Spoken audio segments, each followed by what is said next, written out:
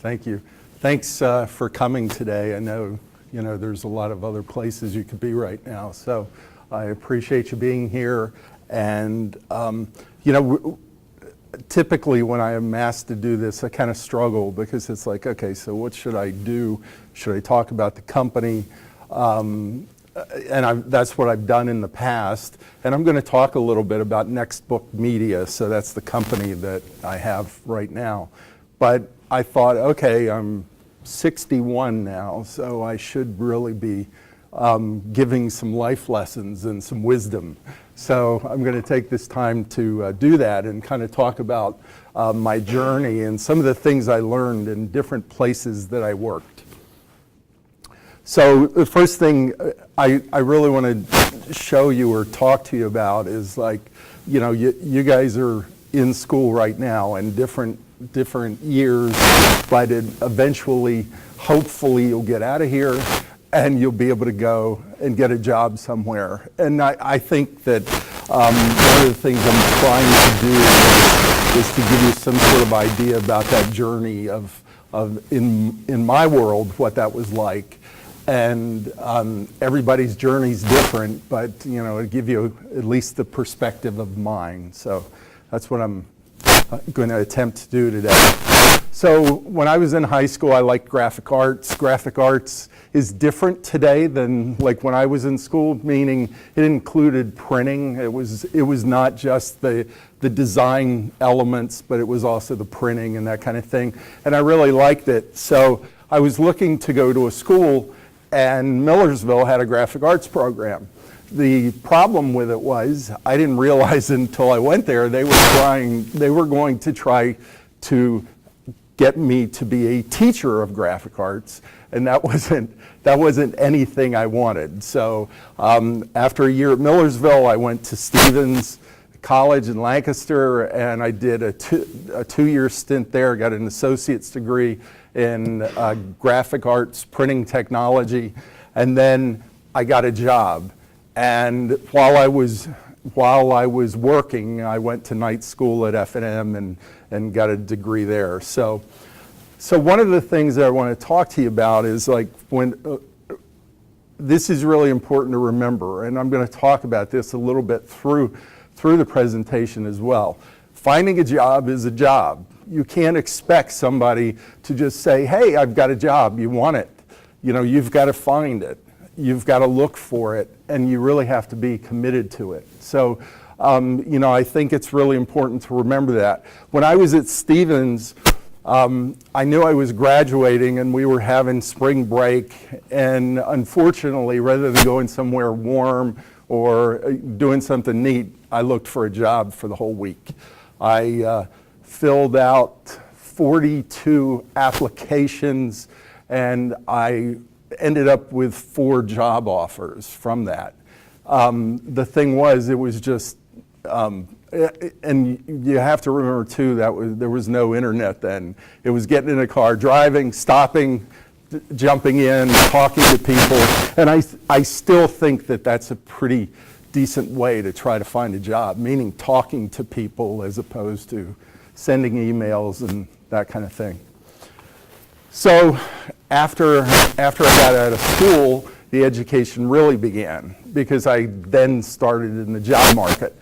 So that first job I got was at Science Press. Science Press was in the printing industry, was like a medium large size printer. 3 shifts, about 400 people. It was in Ephrata, Pennsylvania, north of Lancaster a bit.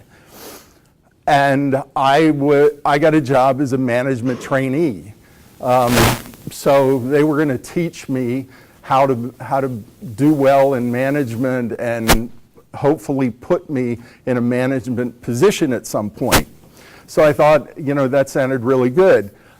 So I started right after I graduated, like a week later. So the beginning part of June I started, and for the summer I did Xeroxing. So they had me Xeroxing 8 hours a day, 5 days a week for the whole summer. So I'm sitting there after maybe the second week thinking, this is not what I signed up for. This doesn't seem like a management trainee position. So, at some point, at the end of the summer, I went to HR and I said, this is not what I signed up for. This is not why I came here. This is not what we talked about. And I was taken off that and put into something I was more expecting to have. But it took 3 months. It took me 3 months to get up the energy and the guts to go say something. Because I had said something to a couple of other people, but they didn't really have the capability of changing it. So there was a lesson there. One thing that I saw at Science Press was there was a lot of complaining, employee complaining, a lot of lunchroom stuff, complaining about this, complaining about that. Some were processes in the company, and I always wondered, again, being my first job, I always wondered why that went on. Didn't realize at the time it was really the culture of the company. The culture of the company was not the kind of culture that you were able to go and ask questions and talk about things and present ideas.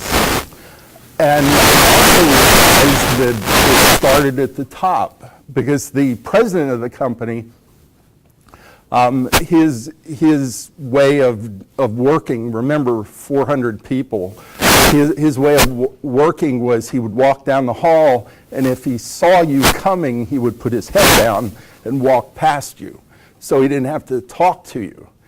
He had about 5 people in the company that he went and talked to. Didn't realize at the time that those were really, in essence, kind of all the only people he trusted. So he wanted to kind of find out what was going on. And I realize now that that helped create the culture of the company. But I didn't realize it at that time. Saw a lot of decisions that, hey, we're going to do this way, and people complaining, why are we doing this? Why I don't get it, this is wrong, but nobody talked about it other than complaining. Then you see the last thing is George. So the position I was put in was I was the scheduler for the plant. So I had to schedule things in the presses, in the bindery, to get things out the door. So every morning I would go through the press room supervisor, and I'd go to the bindery and the bindery supervisor. And in both those places, the things that were supposed to get done never got done. It was every day. It was like we were supposed to get 10 things done. We got 4 things done because something broke down, or this or that happened. And George was the bindery supervisor, so he would give me a hassle every day, because George was probably in his late 50s to 60s. When I was 22, George seemed really old to me. He doesn't seem quite as old today. But back at that time, he would just give me short, curt answers, tell me things that he thought I wanted to hear, to just get out of here, kid, just leave. And one day I had just had enough, and I had a conversation with him, and we didn't yell. I didn't yell at him, but I just said, I don't know why you treat me like this. This isn't right. I'm just trying to get this stuff done, and you're not cooperating. The thing that I learned about that was, rather than just sit back and complain, like I could have gone to the lunchroom and complained the way George was treating me, but I didn't. I talked to him directly. And after that day, it all went away. That was all he was waiting for, is me to show some backbone and actually call him on his stuff. So that was something I learned. So, so when I decided to leave the job, in every time I've left the job to go do something else, I've always why am I leaving this job? And what do I want to go to? What kind of job do I want to go to? So that's just something to remember in this process. So in that process of thinking about the jobs, I looked at it and I thought, okay, so if I'm ever in a management position, because I never really thought about owning a company back then, I thought, okay, if I'm ever in a management position of some sort, I'm going to look at people when I see them, and I'm going to know who they are. I don't really care how big the company gets. You know, you should try to know people, especially if you're the president of the company. Also, you can learn things from everyone. And, you know, I took that away, that everybody has some things that they know that you can actually take away and use later on in life. Give people the understanding of decisions and why they were made. That's really hit me, that was the biggest problem they had. Decisions were made in a closed door room, and then they would come out from above. Here are the tablets, here's what we've decreed, and people would be like, I don't know, this is stupid, why'd we do this? So you let people in, part of the decision, understand where it came from, and everybody being on the same page. So one thing in leadership, you don't always have to agree on the direction that you're going to go, but you do have to agree that we're all unified, that we're all in this together, and this is the way we're going to go. And then finally, talk about issues. Ignoring them doesn't help. So, you know, realize that, you know, just trying to ignore, you know, what I was doing in that first summer, or talking to George, I realized I can't ignore those kinds of things. It's much better to talk about it. So then I moved to Pittsburgh. I got a job at a printing company in Pittsburgh. Now, remember, Science Press in the printing industry, medium, large size, this was very small. I was like the 12th employee when I started. So I thought, okay, well, I was at a big company. I didn't really enjoy that much, but I was going to like this young company that was just kind of getting started. And I thought, you know, this looks like it'd be pretty good. And it was a lot different than Science Press. So the entrepreneur that owned the company, I was drawn to him right away. He was a great guy. He was very charismatic and did a lot of good things. He was the salesperson for the company, and the company grew. I was the 12th employee. And I was there about 5 years. I was the 12th employee, and it got up to about 40 employees, probably at the highest time. But one thing I noticed was he was the only person that did sales, you know, which made no sense to me, because, you know, we grew to a particular level and then we stopped growing, because you can only sell so much. It doesn't really matter how good you are at it. You can only sell so much. So during this time, so now we've kind of peaked out and we're struggling at sales. And then I saw people that were working there. One day they got their check, and there was a paper in their check. And this is not funny, but it's just funny to say it out loud. There was a physical paper in their check that said, "Sorry, but we had to let you go, and there'll be your final check will be sent to your house." And that happened to 5 people. You know, so when you think about it, there's about 40 people in this company, and 5 people are let go by a piece of paper and a check. And the owner of the company wasn't even there that day on purpose, you know, because he didn't want to have to deal with those 5 people that were going to be upset. So you can imagine, again, when you think of the culture of the company, like what that did to it by doing it just the way he did. So it went, you know, it continued to go down. And what I saw from him as an owner was he was he was much more critical of things. He would walk around, who did that? How'd this happen? You know, he was always looking to find a person that he could blame for whatever it was he saw. And I didn't realize it at the time, but he was just dealing with, you know, the lack of money.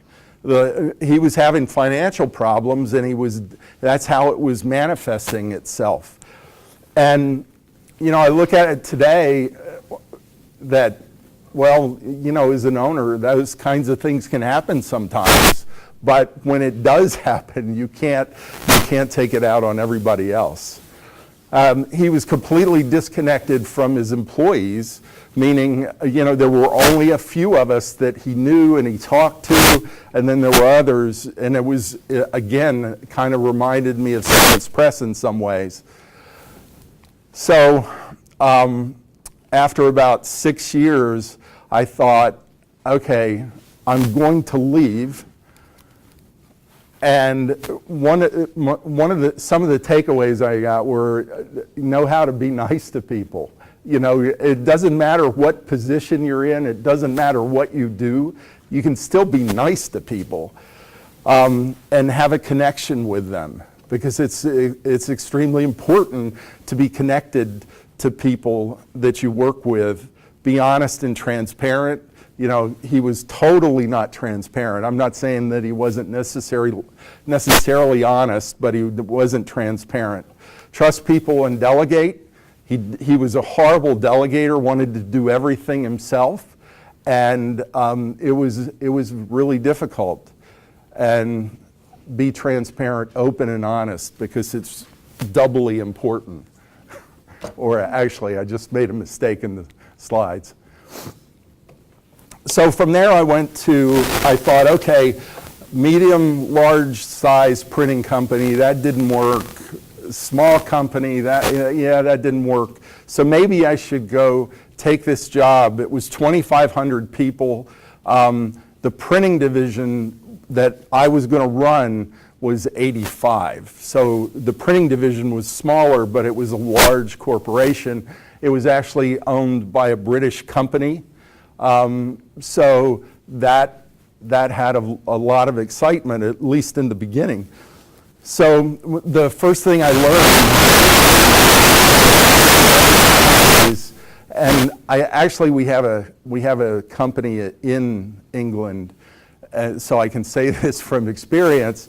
Also, British companies don't move quickly, you know. So I realized, okay, there's a lot of slowness here. I also saw this regimented side of the business. Like every month we got into a smoky conference room, and I was the only person out of the 10 VPs and the president and the guy from England that didn't smoke in a conference room. So you can imagine what that was like. I hated that meeting every month. You know, but every month that meeting happened, and we went over the numbers and what happened and where we were and what went well, what didn't go well. So it was very regimented. Also had to do budgets, and budgeting took 6 months. So you get done with your budget in December, and by June you're starting for next year's budget, and it actually took that long because of the number of people that had to look at it and approve it and be seen by. When I had a budget approved, it had to be approved by 6 people. 6 people had to say yes and check off on that. Communication was really bad. Now, there were some good things. Our printing division was not in the building with everybody else because it was 2,500 people. There were a few buildings, and we were in a building all by ourselves. So in a lot of ways, that was nice because I could control what was happening in our building. I could control the culture of the company. Because one of the things I found out, like the first company Christmas party I went to, there was one table of 10 people from the printing division. So when I got back, that Monday, I said, said to people, hey, why didn't you come to the Christmas party? And they said, we hate that thing. Why? Because we don't know 1,500 people that are in that room. There's only us, we don't know any of them, and they treat us weird. So I went to HR and I said, hey, how does this Christmas party thing work? And they said, well, one of the things that we do is we allot an amount of money per person for a Christmas party. And I said, so like if we wanted to have our own Christmas party, we could do that? And they said, oh yeah, sure. So that's what we did. We created our own Christmas party, and basically what I was trying to do is just bring the culture of the company up from where it was at, because when I started it was really bad. The person that had run the division had run it really poorly and had done a lot of the things you've seen up here from mistakes from these other companies. So I started to think about the mistakes I saw and how could I change them, and this was my test, here in this company in Fort Washington. So at this company, one of the things that we had was a sister company, so owned by the same British company, parent company. It was a sister company that had 50 magazines. And they said, hey, you guys print stuff. Why don't you go see from them if you can print some of their stuff and keep the money in the company. So I went to Chicago. They were in Chicago, and I talked to them about, hey, is there any opportunity here for us to print some of your things? And one of the things that I saw there were reprints. Okay, so reprints don't really exist that much anymore, but you see them sometimes at car shows and boat shows and things like that. So a reprint is an article that was in a magazine about something, and they take that article and mass produce it in some way to distribute that content to people. So back when there was no internet, it was kind of a big thing because a lot of people would get information about the company out that way. So that gave me an idea of actually, there was nobody at that time actively selling them for publishers. Okay, so if you wrap your head around that, you're in a company and there's an article in a magazine, and you say, hey, you call the publisher and say, hey, I want to get 1,000 of those. Publishers typically didn't do that well because you're talking about a magazine that maybe would have been, in this case, we're at the beginning of February, maybe this is a December article. They're working on the April and May issues of their magazine. So they're looking forward, and somebody comes along and says, hey, can you send this thing that was done and let us have that? Let us buy that from you. So the idea that I had was, how about if we actively try to sell them rather than just passively waiting for somebody to call you? So started this process here at this company, and it was going really well. We signed up a couple of publishers, we started doing some testing, and I went to them and I said, I need money for a new press. And at that time, the printing press that I was looking for was about $2 million. And I needed to go and advertise so we could get more customers. And I wanted to go to a trade show. And they said no to the press, they said no to the advertising, but we'll let you go to the trade show. So we went to the trade show, we talked about what we were thinking, because it was still a lot in the thinking stages. We talked about what we were thinking, and they said, a lot of people said, hey, that's a great idea. I'd really like to talk to you about that. Came back and said, you sure? So this was in November. Came back and said, you sure you don't want to do this? And they said, no. So at that point, there was myself and two other people, and we thought, this is a really great idea, and this could really be a company. So we started writing a business plan, and July 1st, we had quit our jobs. We went and quit our jobs, gave them a month's notice, started the company August 1st. By the way, in July is when Kuwait was invaded by Iraq, and that first Iraq war started. So here we are starting a brand new company during a war. So, you know, sometimes one thing I've learned is sometimes in business you're better off not knowing some things and just going with it. So takeaways from this company: the bigger they are, the slower they are. If it's your own business, you can create what you want. Communication is hard. 3 companies and all did it poorly.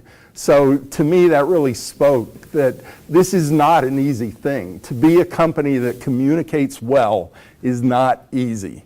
If, you know, here I had a sampling of 3 companies, different sizes, and they all did it badly. I also realized, this is when I realized I probably could be a pretty good leader because I have done a pretty good job at this company. So why not take the chance and start a company? So we started Reprint Management Services August 1st of 1990, and you know, realized, okay, so we're getting ready to start, and we've got to sell stuff. So immediately you start working at selling. You don't really worry about culture, you don't worry about anything but selling products. Because if you don't get money in, you're not going to be able to pay your bills, and you're not going to be able to continue to do this. But we were in a situation, we started the company with relatively no money. We borrowed about $56,000 from some friends and relatives and started the company. So in August 1st, we started and didn't really get to pay ourselves anything until February. So that was a pretty long period of time. By that time I had, 3rd kid was on the way. The 3rd kid was born, my daughter was born in November of that 1990. So, you know, but again, it's one of those things that you believe in the idea and you have to make the sacrifices to get out there and get the company moving and get it going. So as Reprint Management Services began to grow, then, you know, started thinking about the culture and what did I want the culture to be like, and wanted to have a company where people enjoyed coming to work, because I've always wanted to enjoy coming to work. It makes it a lot easier, especially if you're going to do it for a long time. Much easier doing something you like than struggling with something that you don't like. Value people as people is a biggie for me. You know, people have determined to come to management services or NXTbook Media, and because they believe in what we're doing and want to be a part of that. And I value them for that. You know, I don't take it lightly that you're here, well, you're here because I'm paying you. Yes, they're here, they're being paid, but they're really here because they like being a part of this company. I have fun, so, you know, we do a variety of things to have fun, and always have, but, you know, the flip side of that is the realization that people work really hard too then. You know, it's not just about having fun, but it's a combination of both those things. And that's really, you know, thanks to some of my other experiences, I really realized that this is one of the few things that is really important for me to know, that I am responsible for the culture of the company, that it comes from me. Now, meaning I'm the single biggest person in the company that can ruin the culture. All I have to do is say one thing that's the wrong thing, or do a stupid thing like the company in Pittsburgh. Hey, here's some pink slips, and have a nice day, and oh, by the way, I'm out. You know, things like that. So I realized that I have very little control on everything else, but this is something that really kind of falls on me and goes from there. And finally, highs and lows. You know, like, it doesn't matter what business you're in, it's not always great. There are things that come along and they say, wow, this is really tough. Like in reprint management services, you know, it was going really big in 1990 and when we got to 2000, you know, but then a lot of you don't remember this, but the dot-com bubble burst around 2000, 2001, right around 9/11, and you know, everything went bad. Everybody's businesses struggled. So, you know, businesses are cyclical. They go up, they go down, there's highs and lows, and you have to realize that, you know, that's how it goes, and just, you know, keep working at it and making it good. So back in 2003, had an opportunity. Now, PDFs exist now, and I know some of this has to sound really silly, but PDFs now exist, and we're also selling PDFs of reprints, of article reprints, and saw a software that made a page flip and said, you know, we could probably sell that, and put reprints in that technology and sell that as well. So we started working with this company, and they had a really primitive technology, but you know, back at that time would have worked pretty well. Again, this is actually 2002. So we started working with them in December of 2002, invested some money in their business. And then in the beginning of 2003, invested some more money in their business. And so that was in January of 2003. And in February, I got a call from the person, one of the two partners in that business, and it said, hey, we're out of money, and I guess we're just not going to be able to make it as a company. So I ended up buying the assets, which was really just the software, and started NXTbook Media. So NXTbook Media was started in July of 2003. And from July of 2003 to 2008, had both companies, or I'm sorry, 2006, had both companies going. In 2005, realized this is way too hard. We're working with reprint management services who's struggling to keep their sales at a certain level, and NXTbook Media is going like a hockey stick and requires a lot of work and that kind of thing. So decided in 2005 that we were going to sell RMS and just concentrate on NXTbook. So that's what we ended up doing in 2006, sold it, and concentrated everything on NXTbook Media. So, you know, what I'm talking about in that first one is, you know, the resource issue that was taking resources, my resources, and I needed to focus on NXTbook and not on RMS. So we made that choice. And I think we fixed some problems that we had the last time around, and worked really hard at being transparent as a company, continue today. We're in our 17th year of NXTbook Media now. We work really well together as a group. Our group is really cohesive, because if you think about what we do, or if you knew what we did, we write software that publishers use it, use it, companies that want to get information out to people in an electronic version they use our software to distribute that information to people. We have about 650 magazines we do on a monthly basis, a lot of catalogs, travel brochures, and just corporate business. So when we started our company, we actually produced the books also.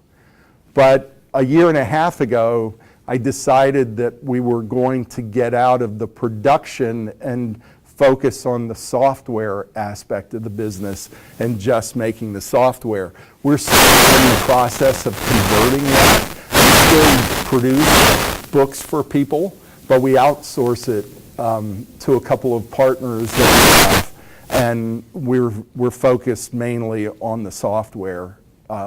And we will continue to do that, to get away from the production and selling licenses to our software for people to use. One thing I didn't really talk about is there's a program in a lot of places, but in Pennsylvania, so it's for the whole state, it's the best place to work in Pennsylvania. RMS, when we had RMS, it was it was consistently in the top 10 of the best places to work in PA. And there was a lot of pride in that because we gave company information that was only about 25% of the scoring, and the other came from employee surveys. So they were surveys that were filled out anonymously, and they put it all together to come up with an ultimate score, and then you would get a scoring, a ranking of the list, and we were consistently always in the top 10, but never below 5. So we were somewhere between 5 and 10. So after we sold after we sold RMS, NXTbook, we did the same thing, did the best place to work in PA. And NXTbook has been a consistent 1, 2, or 3 in the state of Pennsylvania, which again I'm really proud of, because we don't have any, we can't make it a great, surveys and a great score and that kind of thing. It's because of who we are and what we do as a company. And we ended up number 2 in November was the latest. So we're really proud of that. It's all about the culture. Okay, so to just give you these again in a slightly different way, what I learned was don't be afraid to speak up. People will value you more if you do. Okay, so it means if you're really struggling with something, rather than keep it to yourself or just get up and say, you know what, I'm going to go find another job or whatever, you should make yourself talk. It's not easy. It's much easier today because you can write an email, right, or send a text. And in business, that's not a great way to solve a problem. Really, the best way to solve a problem you have is to talk it through. So I would encourage you to be able to do that. Don't be a complainer. If you're in that situation, there's no sense in being in a lunchroom complaining about something you can't fix. You want to be in a situation you're trying to make a difference. Don't leave without knowing why you were leaving and where you want to go. That's something that I would tell you anytime you're getting ready to change jobs. Figure out, really sit down with yourself and ask yourself, why am I leaving this job? What am I trying to get away from, and where do I want to go? Try to be a person that solves problems, not waits for answers. That's one of the things that I really cherish about our employees. If they see something that doesn't work well, they're really quick to say, I think we could do this a little bit better. Here's an idea. And one thing I would also tell you is those ideas aren't always great ideas. It may seem great, but sometimes it's like, yeah, but we can't do that because of this, but I really appreciate the idea. So, don't get down if you give somebody an idea and they tell you, yeah, we can't do it. When you become a leader, remember what it was like when you weren't. Okay, so you guys are going to leave this school at some point in your life and you're going to go to work somewhere and you're going to get abused. What I mean by that is people will treat you badly. You're the new person, you're the rookie, so they'll give the grunt work to you. They'll give the stuff that they don't want to do, they'll give it to you. The thing that I'm really telling you is remember what I see often is people that were treated badly when they were rookies, when they were just starting in business, then they do the same thing. And I'm asking you, break that cycle. When that happens to you, don't do it to somebody else when you're in a situation or in a position that you are leading a person or a team or something like that.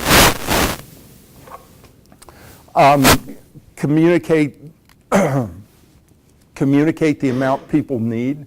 Okay, so I see people a lot. Well, I told you that. Why should I have to tell you again? Because people don't remember things. And it doesn't always mean the same thing. You have to over-communicate. You have to talk about the same things over and over again for people to be able to remember them. Don't be a leader that thinks, oh, I've told you this, so I shouldn't have to tell you again. Over the course of your life so far, people have had to tell you a lot of certain things over and over again. And as a leader, everyone's more important than you. And it doesn't matter if you're the president of a company or you're leading a team, everybody in that team should be more important than you.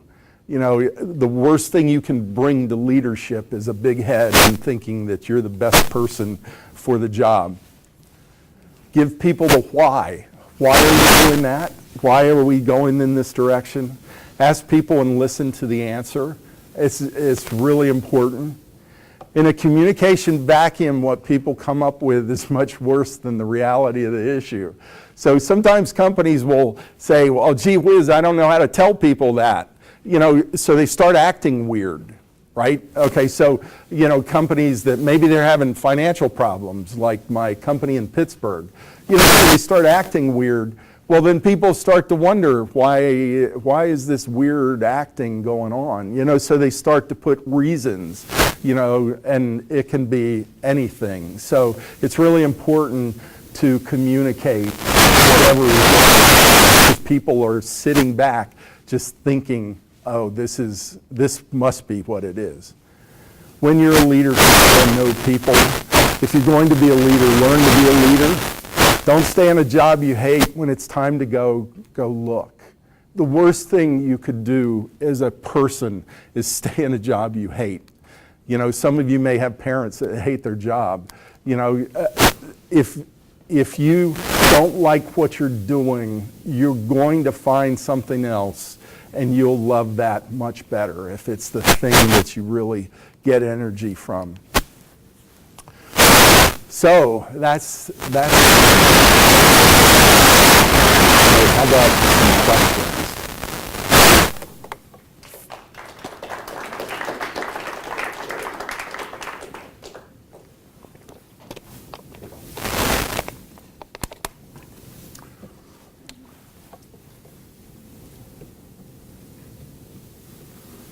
Anyone? Yes.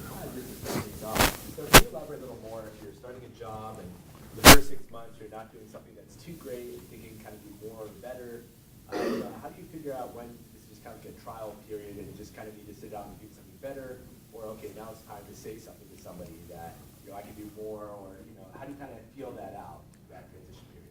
Okay, well, that's a great question because, one of the things you should really know is the first job you have, it's not going to be a perfect fit. I don't remember, I don't remember what vacation show, if it was Christmas Vacation or summer vacation, but Cousin Eddie looking out, waiting for the management position. He's holding out for the management position. You're not going to get the management position coming out of school. You should take a job that you think has some sort of interest, because I guarantee you, whatever that job is, you will learn something or learn a number of things from that job. There's no way in this world that job will probably be your only job ever. You're going to be taking that and doing something with it. So you take the job and you look and you say, oh, that's not so bad, you get what you can out of the job, but also you can be looking for another job, because there's no reason to stay in something you're not getting energy out of. Like with my Science Press, my Xerox example, if I would have been in a situation where I had that conversation and they said, yeah, but we're going to need you to keep doing that, then I wouldn't have had any choice but to look for a job, because that's not really why I came to the company. But I did learn things even from that. So, I'd really say to you that, whatever it is, keep an open mind. You're going to learn some things. It's going to give you some experiences that you can take those experiences somewhere else and then find the next job. And, you have to remember, when you're coming out of school, it's hard to find a job, because a lot of people are looking for experience. Well, the way you get experience is take a job and kind of get started.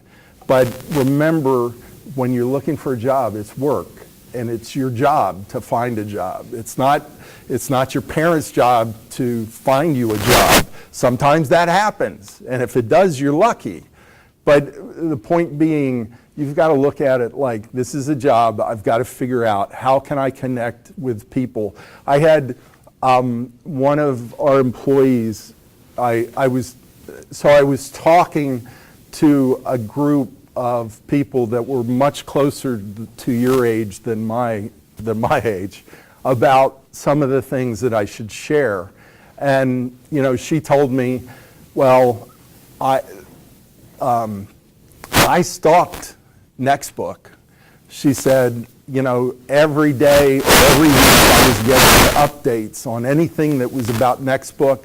I looked online to see what you guys were doing. I checked you out, constantly looking, and when I saw there was a job opening, that's why I called right away. And I talked to Alicia and said, I really want the interview.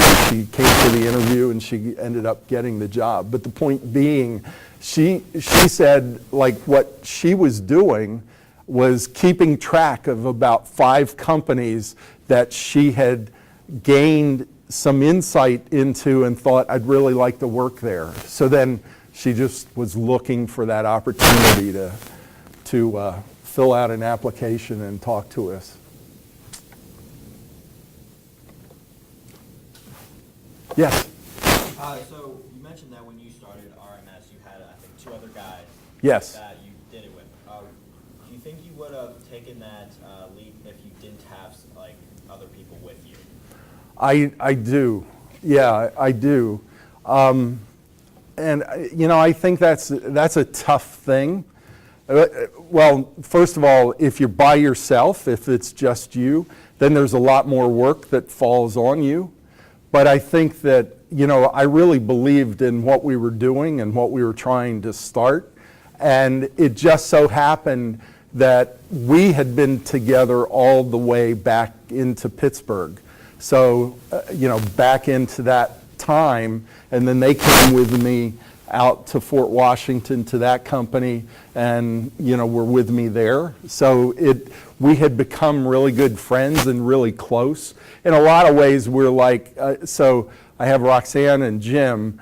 Jim's retired now. Roxanne's still in the business in NXTbook with me, but we were like brother and sister, kind of thing. We got really close.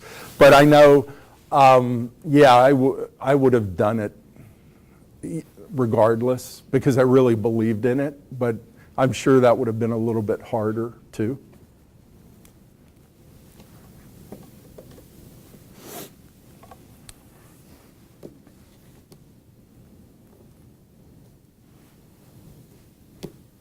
All right. Well, thank you guys very much. Thanks for your attention.